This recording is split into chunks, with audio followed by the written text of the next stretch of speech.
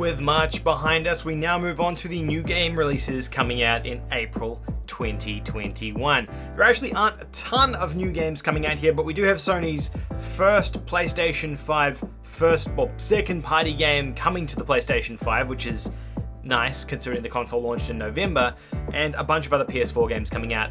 Let's dive in and take a look at all of them.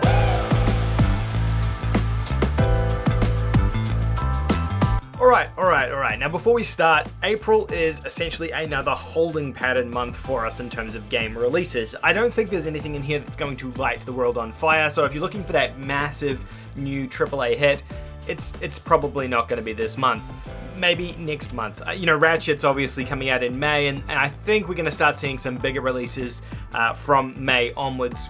But this month, I would say, is a little bit disappointing in terms of actual new game releases and new content. That being said, there is some hidden gems in here. So on the 1st of April, we have Outriders coming out for the PlayStation 4 and the PlayStation 5. It's also coming out on other platforms as well. Outriders is a third-person shooter, co-op shooter game developed by People Can Fly, the guys who actually made Bulletstorm, which you guys may remember. It's being published by Square Enix, and for all intents and purposes, this one's had a bit of a rocky road up until this point. I don't know how it's going to fare. I played the demo on the PlayStation 5, and there's a free demo for anyone out there who wants to go and check it out over on the PS5. You can go look at it now. It's a little bit rough, honestly. I don't know if it's really doing too much unique for us, but go check out the demo, make up your own opinion. The only thing I do want to point out on this one is it's actually coming to Xbox Game Pass day one on April the 1st, completely free. So if you own an Xbox or have Game Pass, you can actually get the game free over there, or for $1, because Game Pass is $1. So I know a lot of you guys are PlayStation gamers, but maybe you have multiple platforms. Go and check it out on Xbox, and it's kind of risk adverse at that point. Over on April 6th, we have ODDWORLD SOULSTORM coming to the PS4 and the PS5. Now, this is actually a free game with PlayStation Plus for the month of April, so anyone who has a PlayStation Plus subscription through April 2021 will get ODDWORLD SOULSTORM for free on the PlayStation 5. I don't believe the PS4 version will be included though. ODDWORLD is a 2D puzzle game essentially. I believe SOULSTORM is a remake of Abe's Exodus. I think it's the second ODDWORLD game. It's a remake of that. It's essentially a 3D but 2D plane side-scrolling puzzle game.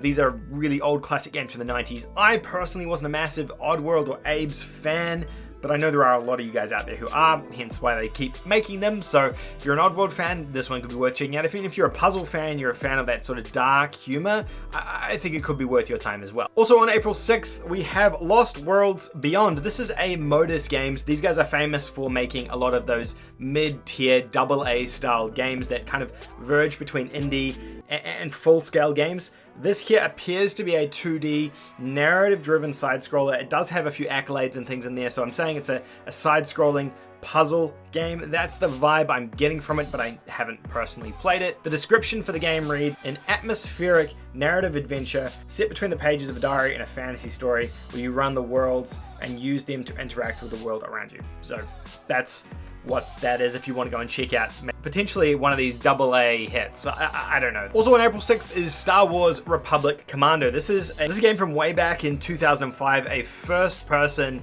tactics style game, so combining your Final Fantasy Tactics or XCOM, things like that, with a first-person gameplay set in the Star Wars universe. I never played this when it came out originally, but I'm guessing there are enough fans of it again to report it over to PS4. Based on the trailers, I'm assuming it's not a remake, it's just a port of that original game, and a lot of Star Wars and Lucas games have been getting that treatment, bringing that classic game across to modern gen consoles. We saw that with the Pod Racer game and a bunch of other Star Wars games when it kind of peaked in popularity, so it doesn't shock me that they're continuing to do this. I looked over on the PlayStation blog and there are a ton of comments over there of people who are excited for this one, so maybe watch this space. My guess though is it's going to be mostly nostalgic driven, so if you're a Star Wars fan, that's there for you. It's probably a good time for me to interrupt and say, hey, if you're enjoying this video and you're not already subscribed to the channel, go ahead and hit the subscribe button. Not only is it free, but it helps me out enormously as well in growing this channel and this community. Don't forget to also leave a like and a comment down below to help out the YouTube algorithm and get me in YouTube's good graces. Over on the 20th of April, we have MLB The Show 21. This is Sony's annualized baseball game. The thing that makes this one particularly interesting is it was traditionally an exclusive to Sony and to PlayStation. This year, though, it's coming to all platforms. You'll see this on Xbox as well.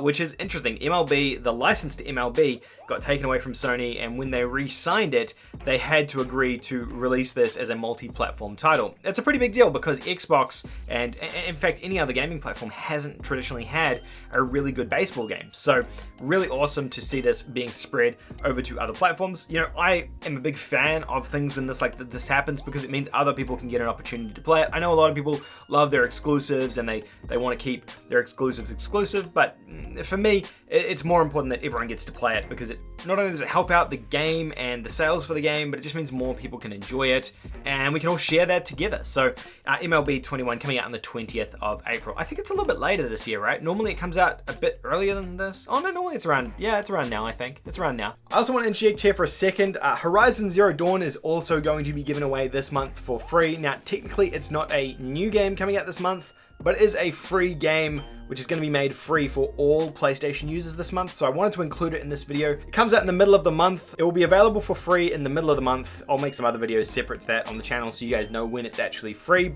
but it does fit in here and is kind of relevant because there's a lot of people who won't have played it, so if you were planning on buying some of the new games this month, maybe hold off and just play Horizon for free. Horizon's a fantastic game, by the way. It's one of Sony's best brand new IPs, one of Sony's best new games that they released on the PlayStation 4, so I highly recommend you guys checking it out. On the 23rd of April, we have Judgment coming out on the PlayStation 5. This is a game developed by the Yakuza guys. This is that spin-off game where you're playing as a detective rather than as one of the Yakuza members, but it's essentially the same game. You've got the third-person action gameplay, you've got the kind of silliness that Yakuza has, but you've got these cool detective elements in it as well. This one here I normally praise and recommend during sales to buy on the PS4. It is on the PS4, this is the PS5 version. Sadly, Sega have decided not to give an upgrade path, which means that if you own the PS4 version, you're kind of out of luck and you have to buy the PS5 version again, which I think does kind of sting and suck a little bit. I would normally recommend this, but because of that, I'm kind of like, eh. Realistically, if you buy the PS4 version, you're going to have a fantastic experience anyway. The game is good, I can vouch for it. The PS5 version, who knows what kind of upgrades they've actually done to enhance it and make it worthwhile a second purchase. I don't know. You guys can make your own decision on whether you want to buy it or not. The game is good though. That's really all that matters. NIER Replicant also comes out on the same day, the 23rd of April. NIER Replicant being a remake of the original NIER game from the PlayStation 3, I believe. Came out at the very beginning of the PS3's life cycle.